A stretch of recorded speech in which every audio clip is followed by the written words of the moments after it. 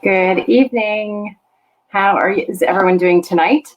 Please pop a hello in the comments. Let us know where you're watching from. We're getting ready here to have Mike Kelloway on with us this evening for our Monday night update. So I want to say welcome everyone to the show. Tonight I want to give a shout out of, it's more or less inspiration for me as a single mom the last 5 years, and also to everyone that has been part of the journey. My good friend introduced me to something a couple of years ago, and I poo-pooed it. Thought, oh, it's ridiculous. I ran a gym out west, and I've seen these things come and go. Anyway, I finally ordered a box of what we call Thrive, hashtag Thrive, the Thrive Experience. I use Black Label. It's dermafusion. It's the disrupting the health and wellness industry with nutritional supplements. And so I've been thriving now for 5 years, and I just want to give a shout out of thanks to everyone that's been involved in it. Sleep, energy, weight loss, coping strategies with just getting through a daily day and having to remember so many things as a mom, 5 kids. I just want to say thank you. And thank you to those that support people with home-based businesses, especially in a remote area in Canada, where we network globally, and that can become a very solid, sustainable, business. It's not a claim to get rich quick, of course, but if you apply yourself and use it as a learning journey, it definitely has helped me in more ways than one. Passionate about the product, and so I just want to say thanks. That's how our show is sponsored. So I want to let our viewers know that Ripple Effects is possible because we're sponsored by people, home-based businesses that work with us. I bent my glasses just before the show. Rushing in, so they're a little bit crooked here, and I just realized that one of the arms is having issues. Anyway, that's how we sustain, keep the lights on, so to speak.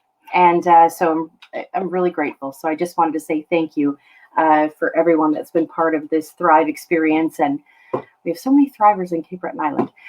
Anyway, I am looking forward to having Mr. Mike Kelloway on this evening. Of course, Mike is always very generous with his time on Mondays, giving us an accurate source of updates. It's been a real learning journey for me to join Mike on Mondays and just hear what he has to say, not just about COVID, but about different matters, especially local and in an area like Cape Breton, where it's unique in a lot of ways. And there's something to be said about that. It's a very unique place to live. I know I returned back from Alberta because I wanted something for my kids. I wanted a real good quality life. No, it doesn't have to be full of bells and whistles. I just wanted a real quality life, and I'm very glad that I stayed despite the trials that come along with making some decisions sometimes. So thank you again to all those involved in this, being very supportive on this journey. Okay, so I see Mr. Kelloway below. I'm going to bring him up here. Hi there. There we go. Hey, Mike. How's it going? How are you? Good, really good. It's been a great day. How about yours? It was a very good day. We the usual fare. Just finished up and had 30 minutes to go for a run, and then come back and shower and be on this show. Oh well, you're one step ahead of me. I love that you went jogging, because I know how good that feels and how that clears the head. So I really Absolutely. like that. We rented a kayak today from the Groundswell Pub in Discoos. I think you were there once before. Yes, you were. I've been there. A kayak there, and we finally went out and took the. That sounds wonderful. I've been to the Groundswell Pub a couple of times. When I was on the Electoral Boundaries Commission, we were in Louisdale, and I got lost. And then I decided I needed a bite to eat, and then, boom! I'm in Discoos. It was like a mirage. It was there. It was a great meal, a wonderful place. I encourage everyone to get takeout and take it in. It's a wonderful establishment. Now, I just noticed, and also before we get started here, Sure. And I know you made mention of it on our last show, but condolences going out to the snowbird, Jennifer, that we lost. Tonight we're doing a tribute show, tragically hit, for Jen in respective Jennifer and her family. And so anyway, I just wanted to make mention of that before we got started, because for our new viewers that have joined us and viewers from all over the world, and we had a Scotland show on Sunday. That's it was wonderful. Really something. They're very engaged in snowbirds and flying. So I just wanted to make mention of that before we got started. But Mike, I noticed that there was some new updates today on Justin's page and the Premier or the Prime Minister's page, and fill us in. Well, there's a couple of I guess live programs. What I mean by that is that people can apply for programs now. One in particular is the Canada Emergency Commercial Rent Assistance Program. So it's now open for small business. So applications for that program can be made online through the CMHC. So what we'll do, Rebecca, we'll send information to you so your viewers can take a look at it. So it's another program to help provide rent relief for small businesses. So that program goes live today in terms of making application. There is also a new online tool that was released just this past Friday. To help Canadians just navigate through all the different emergency benefits we have. So it's a really user-friendly portal to kind of help people break everything down in terms of the programs we offer, how they may line up to their specific needs or wants, and just another way to help people navigate through a lot of programs that are designed to help a broad cross section of people. So we'll provide that. Natasha's listening online, so she'll send that information to you. And we'll be able to send to you. The other thing that was interesting today, and I found it exceptionally interesting, was the Prime Minister alluded to having discussions with the provinces around looking at a 10-day paid sick leave that would have to be in collaboration with the provinces as part of the recovery of COVID. And that's not a done deal by any means, but I found it very encouraging that he had brought that up, because certainly on caucus calls he's been talking about, and so have cabinet ministers and caucus members, about looking at the next step in terms of recovery and what that looks like from a whether it's a wage subsidy perspective, whether it's some other type of measure that's extended to help Canadians, to business relief, and things of that nature. So it hasn't let up in terms of need. I was on a caucus call tonight where we were talking about the impact of the monies that we've made available for seniors, the up to $500 for a one-shot kind of Corona check, $300 for those on OAS, $500 for those that are on GIS, and then obviously if you add those two up, and if you're eligible for both, you get $5, plus some of the other measures we've offered to seniors, and how well received that is across the country in terms of some internal polling on how seniors see that Corona response.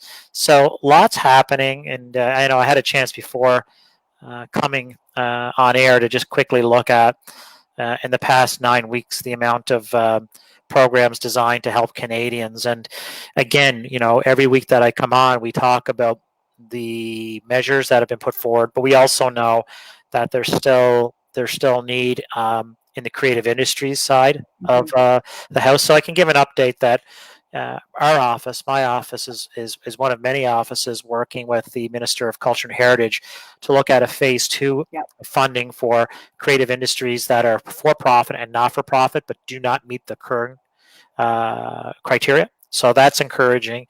And also I'm hearing from tourism operators on the concerns that everyone has in terms of, keeping their business alive or keeping their job alive during the next 3 or 4 months, and kind of bridging into the next, not that we're wishing summer away, but making sure that people stay their head above water from a fiscal perspective as somebody that's earning an income, or somebody that has a business that earns their income that way. And we have a COA, we have the monies that are there, but we also need to look at other measures, I think, in terms of seasonal workers to help people bridge, whether it's EI or whatever the case may be. So we're consistently working on that, listening to and working with the municipalities, working with the First Nations communities, and working with the province. And speaking of those groups, my office is working very closely in our riding to look at,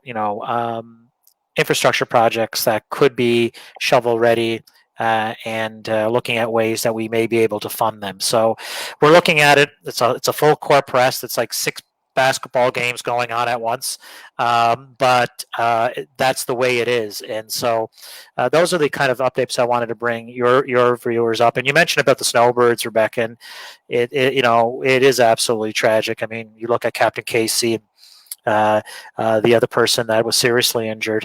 I think it was McDougall, the last name, if I'm not mistaken. And the snowbirds provide immense joy and pride to this country. And what they were doing was, taking people's minds off of COVID and kind of, I think, symbolizing the pride we have for the armed forces here in Canada, but also just the freedom that we have here as Canadians. And to see that happen to Miss Casey was a real tragedy, and our hearts go out to her and her family and colleagues.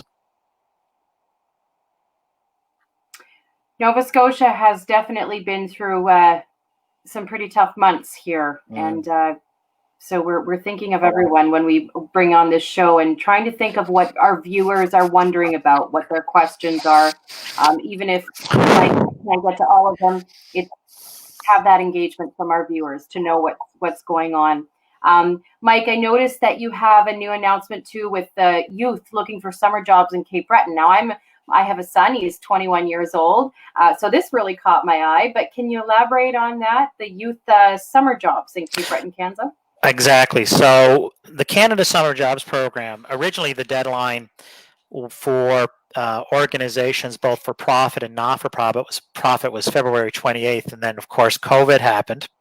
And we readjusted and kind of pivoted from the 28th deadline of February. And we extended it a little bit longer, and we opened it up to other organizations that may have a connection to COVID to service vulnerable populations.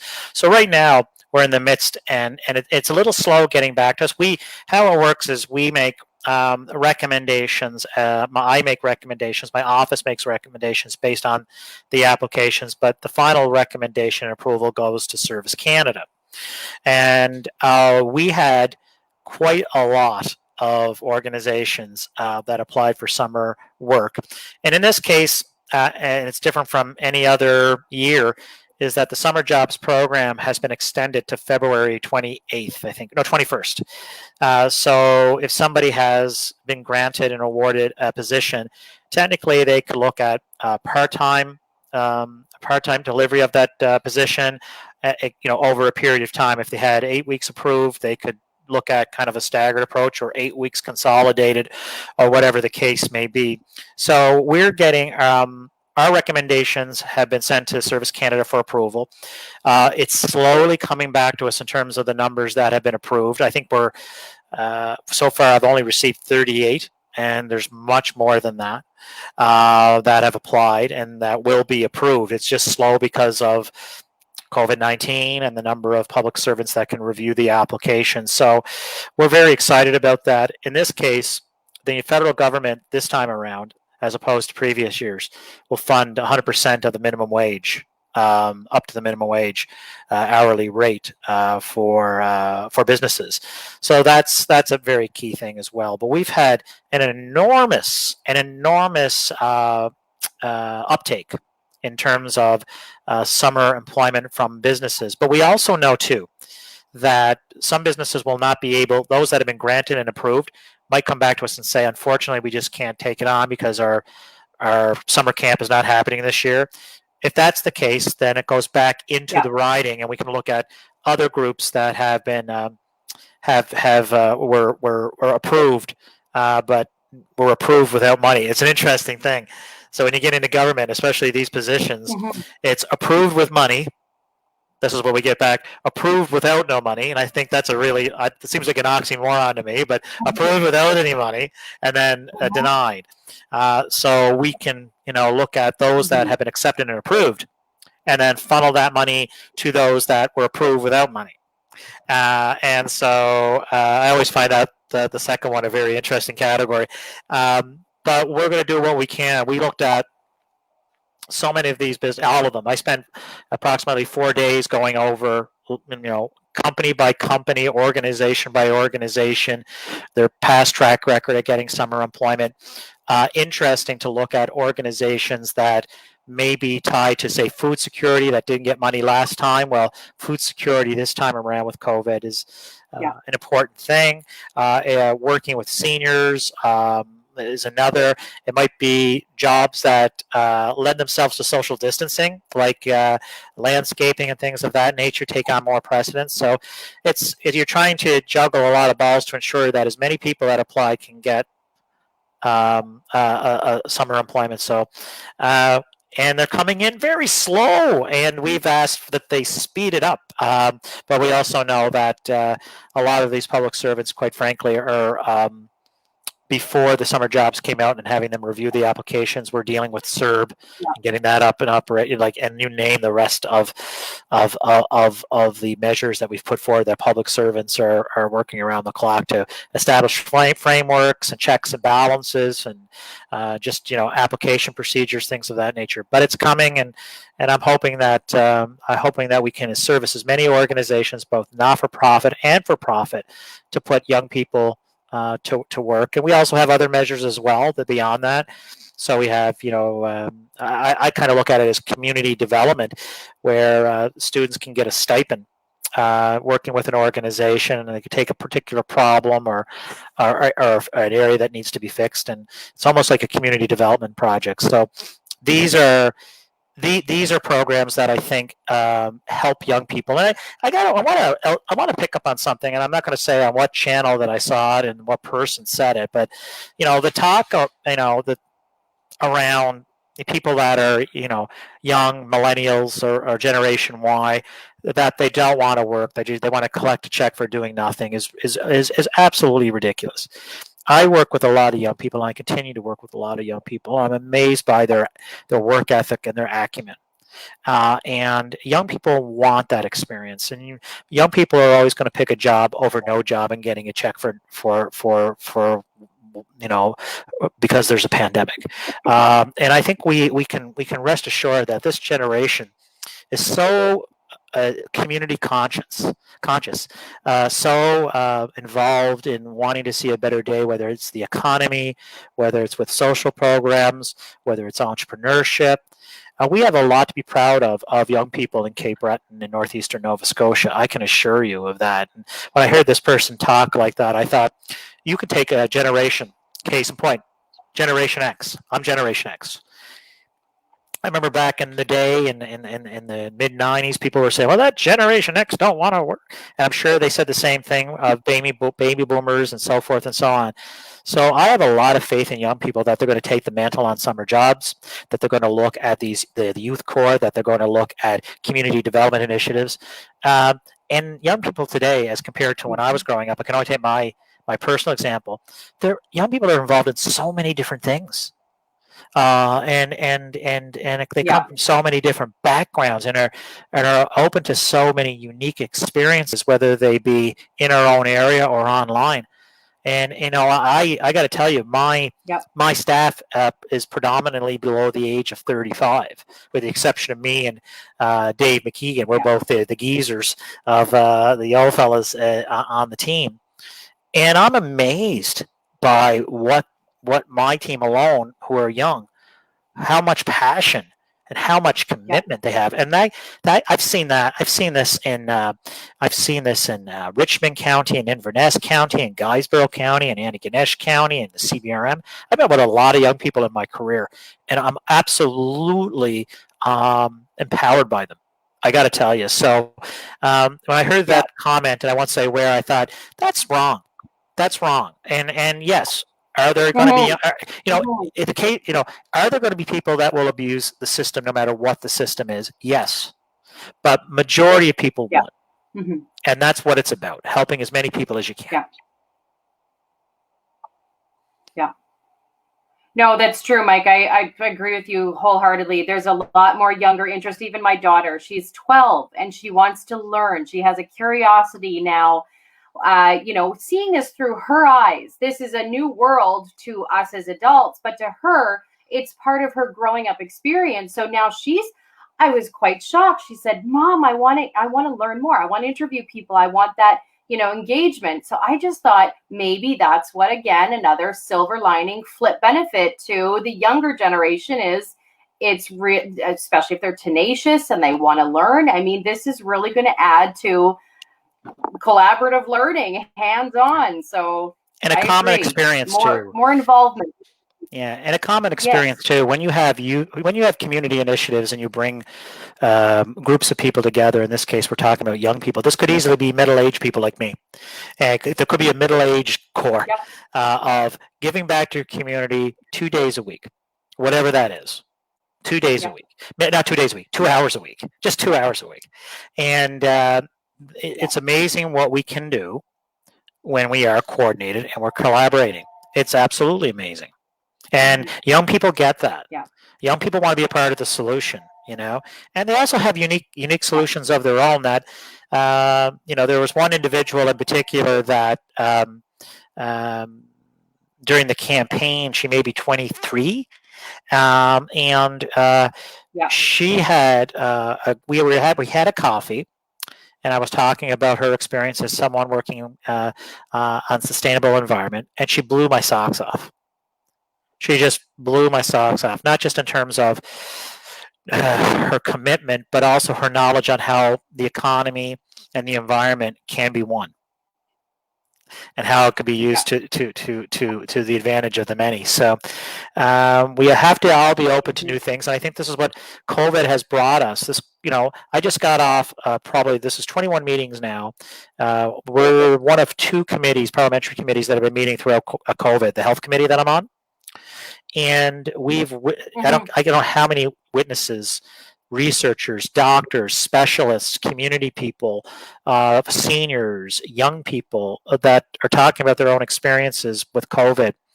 And what's really interesting that comes out of a crisis is ideas and innovation. And many people from all walks of the political spectrum have said have said these following themes.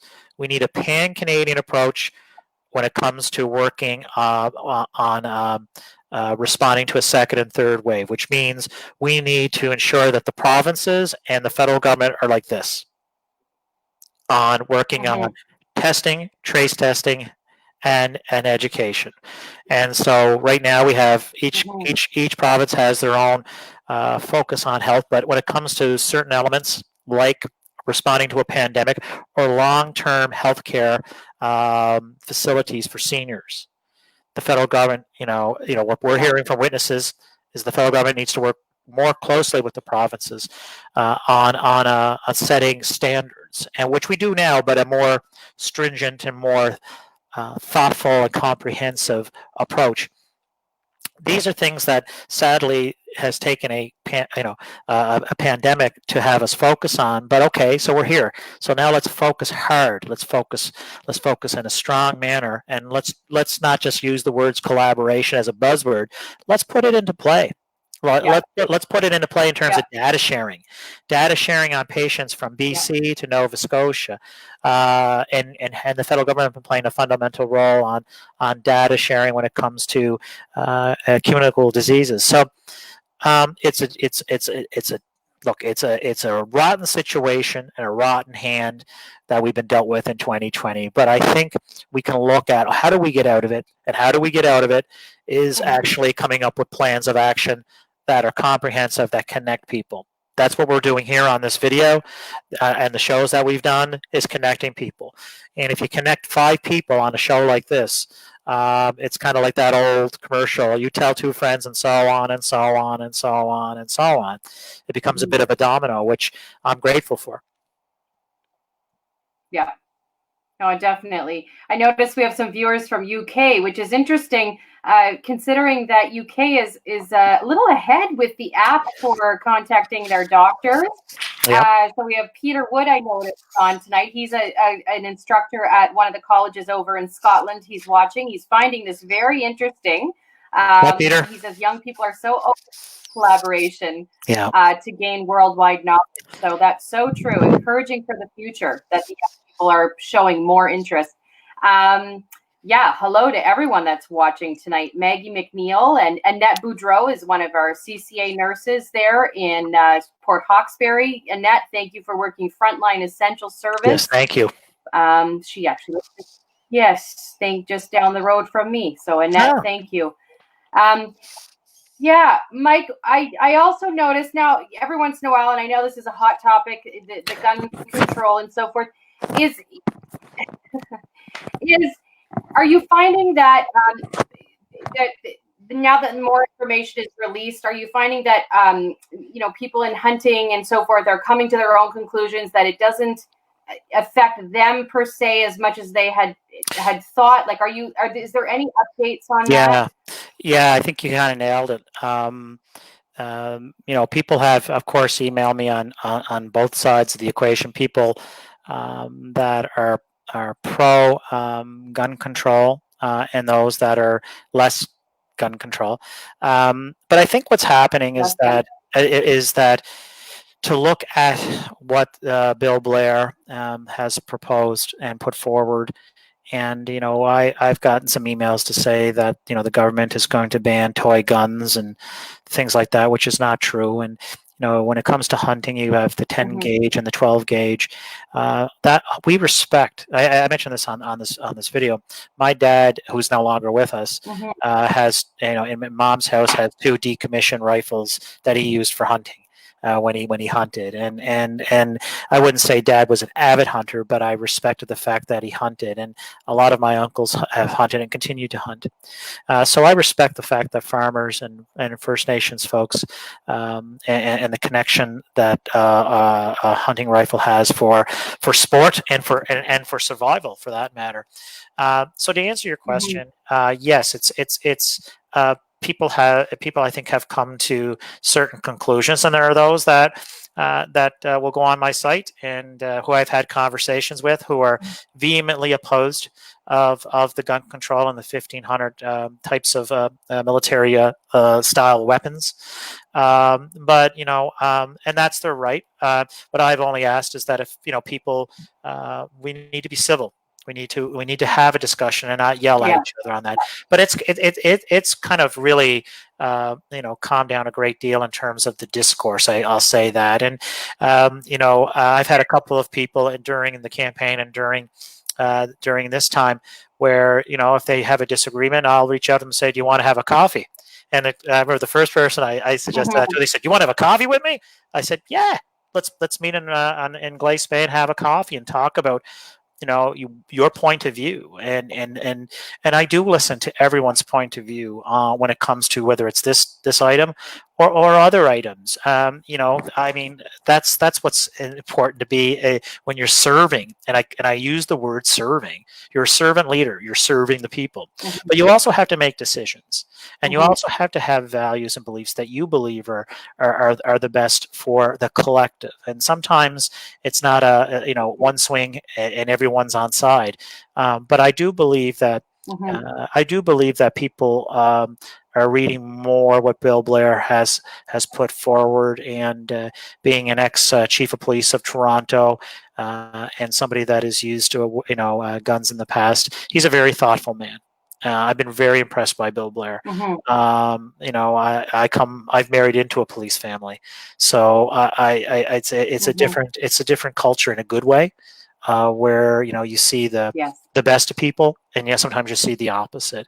But you're always looking at how do you create a safer world. And Rebecca, listen, if these measures were the only measures to curtail military style weapons, it would be a failure. But it's not going to be the only measures. We're going to no doubt beef up border security. We're going to look at the illegal obtainment of guns and the selling of guns. So it's not one measure that will solve anything, but you do your best to put the best measures, plural, in place for the betterment of society and the betterment of Canada. And I know you knew we had the Honourable Bernadette Jordan on. That was a lovely evening to spend. Yes.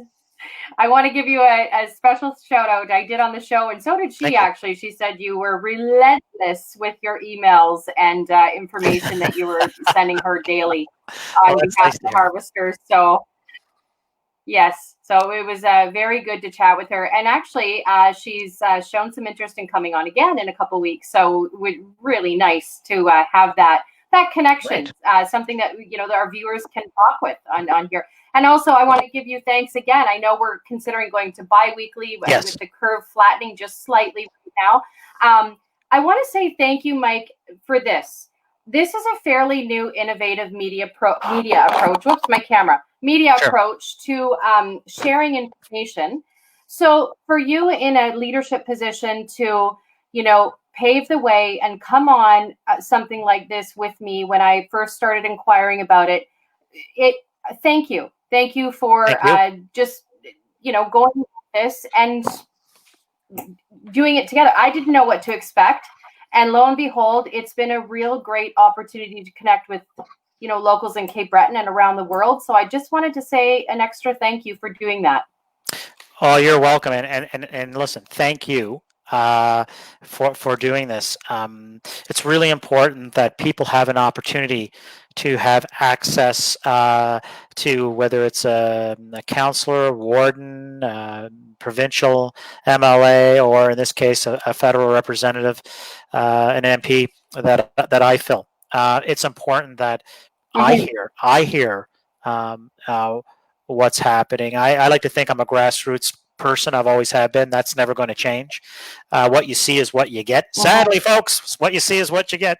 But in terms of, I noticed, here's the thing, the evolution of my hair during the past 9 weeks, I don't know what's happening. I've never seen my hair look like this. It looks like a comb over that went wrong in 3 directions. It's quite sad.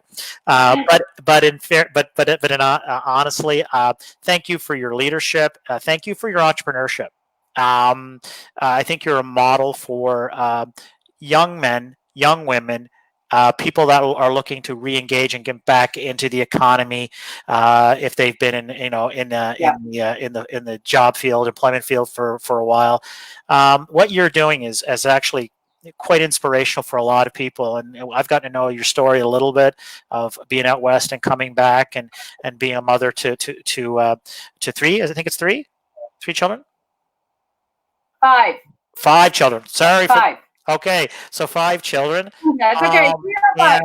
And that to me is an inspiration in terms of making that change from a geographic perspective, from an employment perspective, and from a total life perspective. And then diving into this shows that with a lot of determination, good things can happen. So you're I think a role model to a lot of people out there, and I really encourage people to watch this show because there is an authenticity to it, and I think what we need more on in social media world or in traditional media world is a fair amount of authenticity, and dispense with the BS and talking points, and just talk with people and listen and have conversation, and not be worried about you're only got 3 minutes to make your point. And I think that's something that you have, and I think you have a genuine way about you that I have no doubt you'll be successful. And I'll come on bi-weekly or whenever you want me. And I really enjoyed this opportunity to reach out to people and also learn. And I'm learning too. Hey, we're all learning together. But what I love about this is we're all in the arena. We're all in the arena, and and it's easy to criticize. Get in the arena. Do what you're doing. Doing what other people are doing in terms of the men and women who never before stepped up in the fishery, but called me and said, look, I've never done this before, but here's my 5 ideas that you've asked for. And I'm like, awesome. Yep. Great. Keep it up. That's what we need more. Let's take some chances. Let's put ourselves out there. Let's help each other. Because there's not much we can't do if we take a chance and know we got each other's back. It could be the beginning of something really fantastic. You can't go wrong. That's right. So I agree. Thank you to your team and staff, especially Natasha. A good shout out to Natasha tonight for helping with every show. And I'm going to look forward to seeing you again, Mike. I'm going to miss having you on next Monday, but I'm going to see you on the following Monday and look forward to that. And it'll be June. Thank you so much. The next time we talk, it'll be June. I know. That's great. It's great. If we're lucky, we might all get a chance to go get our hair cut or something. I don't know. But till then, we have a free ticket. Sounds great. Thank you, Mike. And thank you to our viewers watching from all over the place. Have a lovely evening. You too. And please stay tuned for our show at 9 o'clock in a tragically hip tribute to our fallen snowbird, Jennifer Casey. Will do. Thank you. This broadcast is officially over.